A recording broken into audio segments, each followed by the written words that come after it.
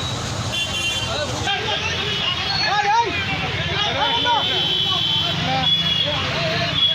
আমার অবস্থা, আমি কাস্টমার ভাই, এই দেখো আমার মাথার অবস্থা।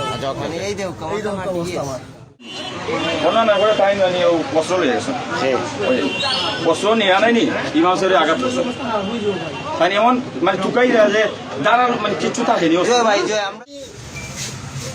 সাতক উপজেলার দুলাবাজার ইউনিয়নের মুক্তারপুর গ্রামের ইউনিয়ন সভাপতি।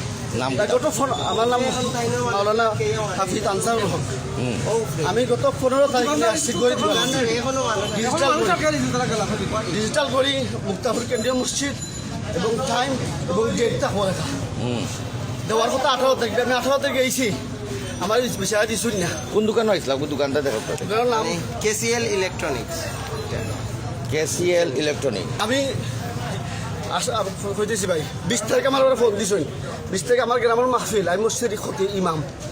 আমি এরপরে আমি মাহফিল তুই আমি আসছি। আবার আসার পরে আমার আবার টান হইলা যে আরো 2 ঘন্টা অপেক্ষা করা লাগবে। আমি 2 ঘন্টা অপেক্ষা করার পরে আবার টান আমার হয়েছে আরো 1 ঘন্টা লাগবে।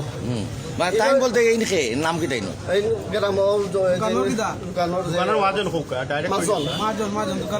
মাজন জিন কেসিএল দোকানের মাজন, কেসিএল ইলেকট্রনিক দোকানের মাজন তাই না আপনার কিতা করছেন? তারা আবার আমার ফিরে দিয়েছেন 20 তারিখ।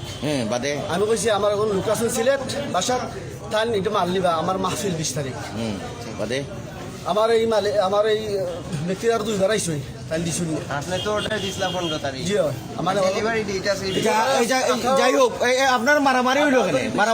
আপনার মারামারি হইল কেন? মারামারি হওয়ার কারণ কিতা? এখন আসছি, আসার পরে কয় আর মাল দেওয়া হইতো না। আমি অগ্রিম আর খারাপ টাকা দিছি ভাই। আমি বাদে কি মারামারির কারণ কিতা? আমার লোকের সাথে খারাপ ব্যবহার করছে, আমার ক্ষতি পারলে কিছু চেষ্টা করিস। আচ্ছা এখন তাই আমার টাকা তাই অবস্থা আপনার তো দেখলাম খাবলা খাবলি। এই দেখো আমার অবস্থা, আমি কাস্টমার ভাই, এই দেখো আমার মাথার অবস্থা। এই দেখো আপনার নাম হইবা? আমি দিনার আমিনুল। 15 দিন আগে উনি আমার কাছে ঘড়ি অর্ডার দিয়ে গেছে।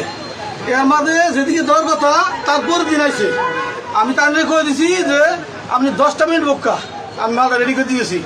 ওনার তারা ওরাতে গিয়া সে চলে গেছে। আমি বলে দিছি যদি আপনার খুব তারা থাকে তাহলে আপনি সিএনজি ড্রাইভারের নাম্বার দিবেন, আমি লাইনে পাঠাই দেবেন।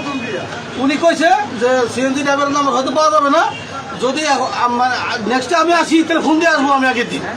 ঠিক আছে? আচ্ছা এটা ঘটনা ঠিক আছে, হাতাহাতি করলাম।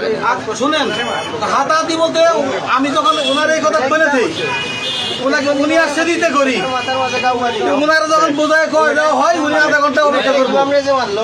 উনি আধা ঘন্টা অপেক্ষা করলো, উনি বলে গেছে যে আধা ঘন্টা অপেক্ষা করবেন, সমস্যা নাই। ওনার সাথে কোনো কথা নাই।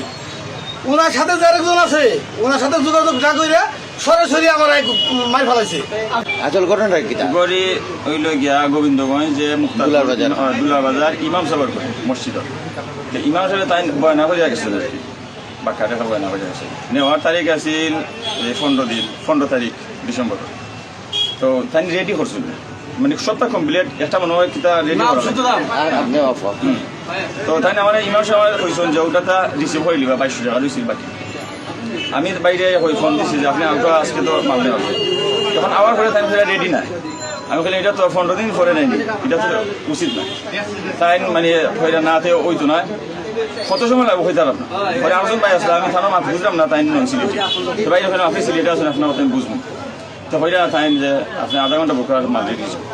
এর মাঝে ইমাম সাহেব দিচ্ছেন বলছেন মাল রেডি। আমি বলছি একটু সময় লাগবে, তুমি মানে আইও না, কারণ আমি তো জানি তাই না এটা আকশোক করবো নিচে তাপ। এর মাঝে আমি চিন্তা কিনে গেছি ইমাম সাহেব থাকার দরকার থেকে যে অতদিন ধরে রেডি না ও কথা হইয়া ইমাম সাহেব আর ও ভাই ফলা 10টা বছর শুরু করছে। আমার আরো ভাই আছেন, তার নাম কি আপনার? ফজল ভাই মাঝখান, ফজল ভাই মাইক পরে একান্ত জইয়া নাকি তার 3 জনে লাগাইছে না লাগে। তাই ফজল ভাই ঠাইন না নিয়েছি, না না করে ঠাইন আনি ও বস্ত্র লয়ে গেছে। বস্ত্র নিয়ে আনায়নি ইমাম সাহেবের আঘাত করছে। তাই এমন মানে টুকাই দেয় যে দাঁড়ার মানে কিছু থাকেনি। আমরা দেখলাম এখন এইরকম অবস্থা যদি হয় বাংলাদেশে চলবে কিনা? ফসল ভাই কিন্তু খুবই ঠান্ডা মাথার মানুষ। ফসল ভাই মাইরো না, আমি বারবার কইলাম